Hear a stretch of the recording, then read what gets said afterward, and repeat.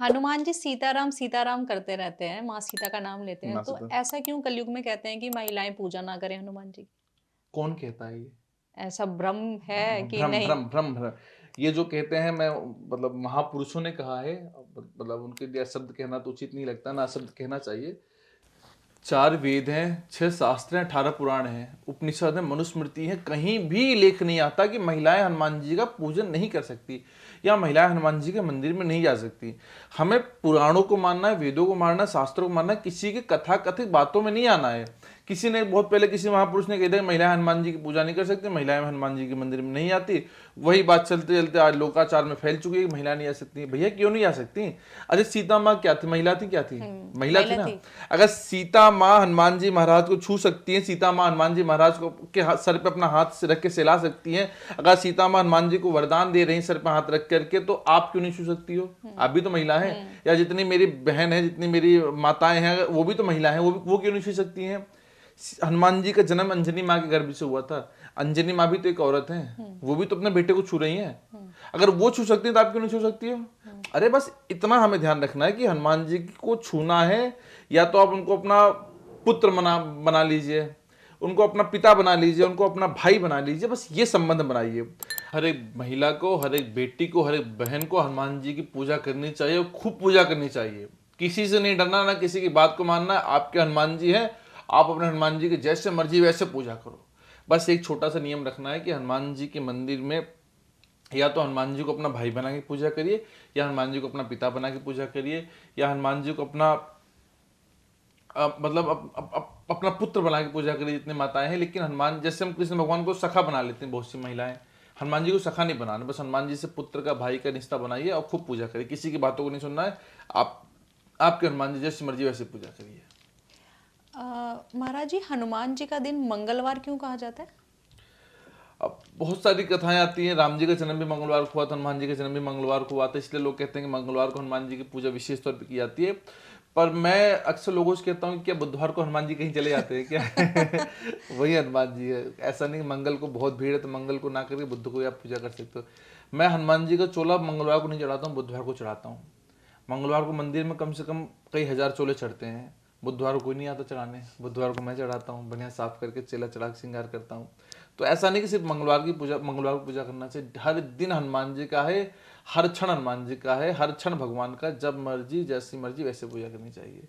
दिन पे नहीं आना चाहिए कि लोग मंगलवार के पीछे पागल है। नहीं भैया, शनिवार मंगल तो है ही, लेकिन और दिन भी हनुमान जी उसी मूर्ति में, उसी मंदिर में विराजमान रहते हैं। और दिन कोई वहाँ झांकने भी नहीं जाता है। मंगलवार को लाइन लग के धक्का खा रहे हैं। हाँ, तो हर दिन भगवान का है। हनुमान बाहु क्या होता है और इसके लाभ क्या है? हनुमान बाहु एक बहुत शक्तिशाली ग्रंथ है। एक इसके पीछे एक कथा आती है कि जब बाबा गोस्वामी अपने आयु के अंतिम समय बहुत बीमार पड़ गए थे। हाँ। गोस्वामी जी बहुत बीमार पड़ गए थे, मतलब कि इतने अस्वस्थ हो गए तो उनको लग रहा था कि अब मेरे प्राण चले जाएंगे। तो गोस्वामी जी के साथ सदैव हनुमान जी रहते थे।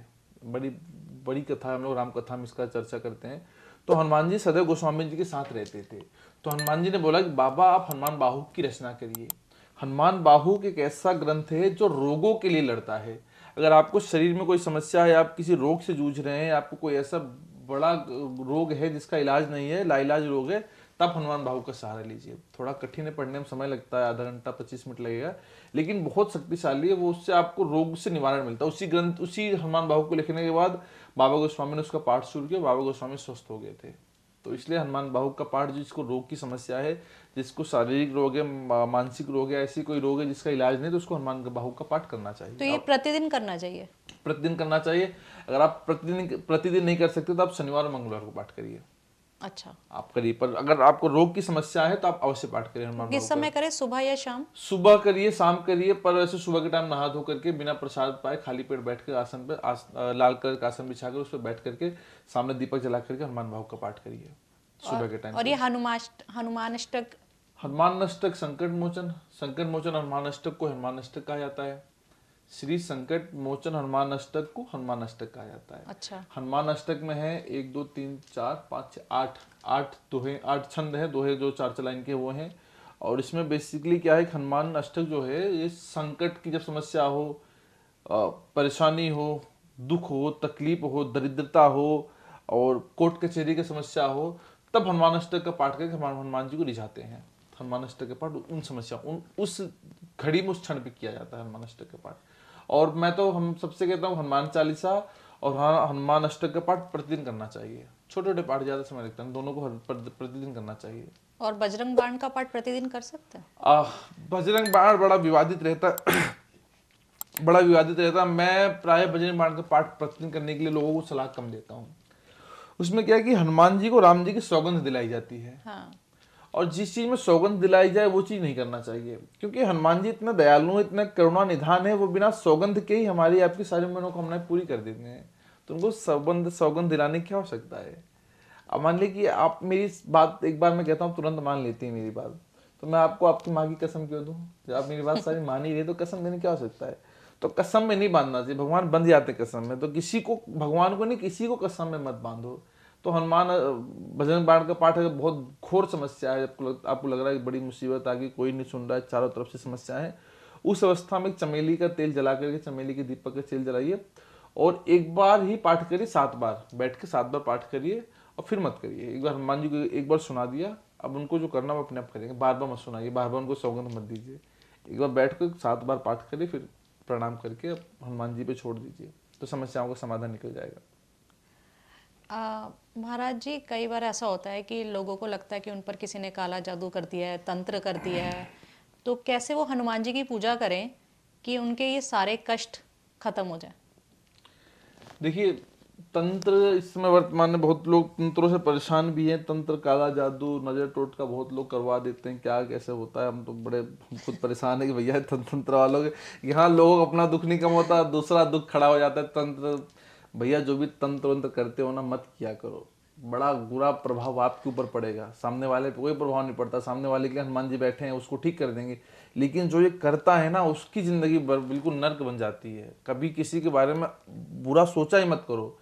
मानस में लिखा है, आठों जथा लाभ संतोषा, सपने नहीं देख्यो परदोषा। सपने में भी किसी की बुराई नहीं करनी चाहिए, सपने में भी किसी गलत नहीं सोचना चाहिए। और लोग यहाँ पे, मतलब आपको क्या होता है, इतना लोग इसमें गिर चुके हैं कि पड़ोसी पड़ोसी का दुश्मन है। रही बात तंत्र की, तंत्र विद्या जो भी करेगा उसके लिए हनुमान जी बैठे हैं, और वापस वो विद्या उसको जाकर के परेशान करेगी। उसको बुढ़ापे में नर्क भोगना पड़ता है। जो दूसरे पर तंत्र विद्या करता है उसको बुढ़ापे में नर्क ही भोगना पड़ता है, ये सत्य बात है। या तो वो एक्सीडेंट में मरेगा, बुरी मौत मरता है, तो पैरालाइज हो जाता है, या तो उसको ऐसा होता है कि मतलब ऐसा बीमारी हो जाए कि उसके पूरे शरीर सड़ जाती है। जो दूसरों पे तंत्र विद्या का प्रयोग करवाते हैं, इसलिए दूसरे पे कभी भी तंत्र विद्या का प्रयोग नहीं करना चाहिए, गलत इरादे के साथ, गलत मानसिकता, गलत विचार के साथ। और बाकी हनुमान जी विराजमान है, कोई ऐसा करता फिर आप आओ भी हनुमान जी पास। हनुमान जी के कई सारे ऐसे मंत्र हैं, कई सारे उपाय हैं, उसको हम लोग बताते हैं, करवाते हैं, फिर वो उसका तो छुटकारा हो ही जाता है, झाड़े लग जाता है। पर कायदे से करना नहीं चाहिए। हनुमान जी को कौन सी एक चीज़ है जो सबसे प्रिय भोग है उनका? कई सारी वस्तुएं हैं, मतलब हम, मतलब जब हनुमान जी की प्रिय वस्तु में आती है तो पान का मीठा पेड़ा, पान का बीड़ा, दुख दुख दूर पीड़ा, दूर भगाए पीड़ा।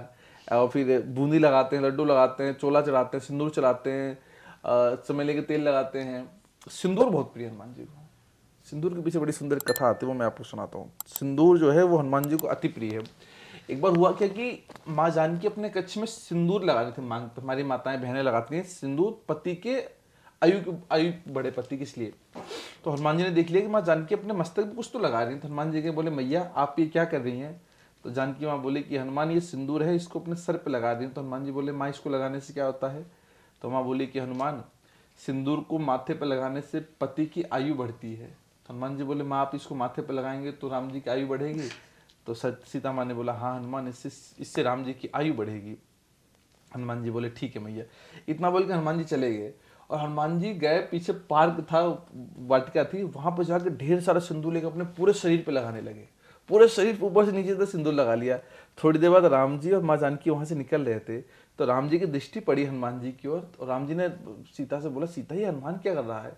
सीता माँ ने देखा, रे हनुमान जी क्या कर रहे हैं? तो दोनों हनुमान जी के पास गए और हनुमान जी से पूछने लगे, हनुमान आप ये क्या कर रहे हो? पागल हो गए क्या? अभी तो होली भी नहीं आई है। तो हनुमान जी कहते हैं कि प्रभु, हमने माँ जानकी को देखा था कि वो अपने सर पे सिंदूर लगा रही थी, और माँ जानकी ने बताया कि एक चुटकी सिंदूर लगाने से आपकी आयु बढ़ती है। तो हमने सोचा कि अगर एक चुटकी सिंदूर लगाने से आपकी आयु इतनी बढ़ती है, तो क्यों ना पूरे शरीर पे सिंदूर लगा ले, हमारे स्वामी की आयु खूब बढ़ जाए, अजर अमर हो जाए। तो राम जी के नेत्रों पे सजल हो गए थे।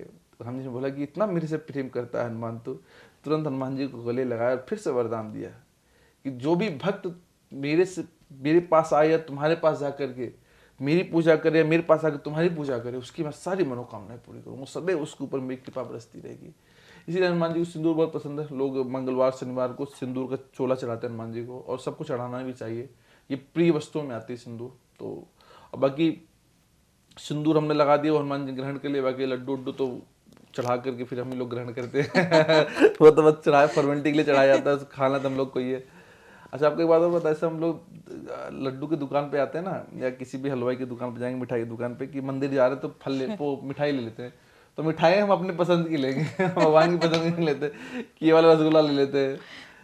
तो यही है। महाराज जी, आपने हमसे बात की, आपका बहुत बहुत धन्यवाद।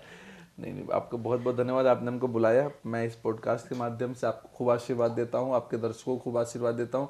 सदैव आपके ऊपर, आपके दर्शकों के ऊपर हनुमान जी की खूब कृपा बरसती रहे।